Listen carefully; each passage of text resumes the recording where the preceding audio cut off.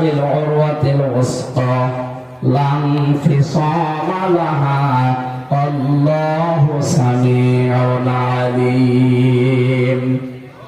সূরা বাকারা 3 নম্বর পারা প্রথম নম্বর পৃষ্ঠা 13 নম্বর লাইনে 256 নম্বর আয়াতের মাঝের অংশে আছে রব্বুল আলামিন বলেন কেউ যদি ঈমান আনতে চায় তার প্রথম শর্ত সে যেন তাগুতকে ছেড়ে দেয়।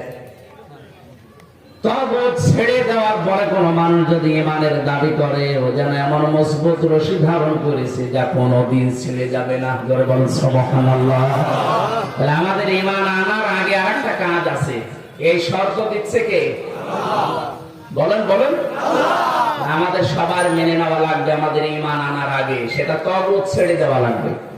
আপনি তাগুত না ছেড়ে যদি ঈমানের দাবি করেন আপনার দাবি অনুযায়ী আপনি মিথ্যাবাদী।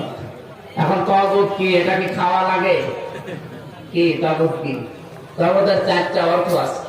1 নম্বরে তাগুত মানে শয়তান। তাগুত মানে কি? শয়তান তো আর পৃথিবীতে নেই এখন। আমরা অনেকে বলে যে শয়তান আমি খুঁজে পাই না। শয়তানের যে 7টা কাজ আছে ওগুলো যদি কেউ করে মনে করবেন ওইটা আর একটা শয়তান। শয়তানের প্রথম কাজ হচ্ছে যৌনতা ছড়ানো। ও আদম আর হাওয়া আলাইহিস সালামকে জান্নাত থেকে বের করে দেবে, এটা তার প্রথম উদ্দেশ্য ছিল না। ওর প্রথম উদ্দেশ্য ছিল যে আমি তাদের লজ্জায় স্থান দেবো। এই জন্য যারা যৌনতা ছড়ায় বুঝবেন ওকে শয়তান দখল করে ফেলেছে। কথা বুঝতেছে?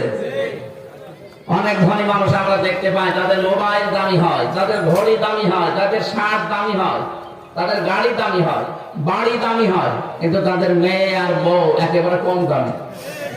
এমন এমন পোশাক পরিয়ে রাস্তাঘাটে নিয়ে আসে, মানুষ চোখের ক্যামেরা দিয়ে দেখে আর আন্দাজ করে যে কোন জায়গায় কি আছে। এটা কি দেখানোর জিনিস না? মানে আমি কুষ্টিয়াতে ওই যে গোল চত্বর যেটা ওই জায়গায় একবার দাঁড়িয়েছিলাম, যে কি মোটর সাইকেলে একজন আসতেছে, মানে এমন কিছু পরিয়েছে শাড়ির নামে মশারি। ওনারে সালাম দেওয়ার পরে আমার জবাব দিচ্ছি, বললাম ভাই কে এটা? ও তো তোমার ভাবি। ভাবি আপনি একই পরিয়েছে, এ তো শাড়ি না মশারি? এটা একবার তাকানোর পরে তাকানো যাচ্ছে না। আমার কানের কাছে মুখ নিয়ে বলছে হামজা আমি তো সারা জীবন দেখলাম, আমি আর কত দেখবো? এলাকার মানুষের হক নেই, হক আদায় করে বেড়াচ্ছে।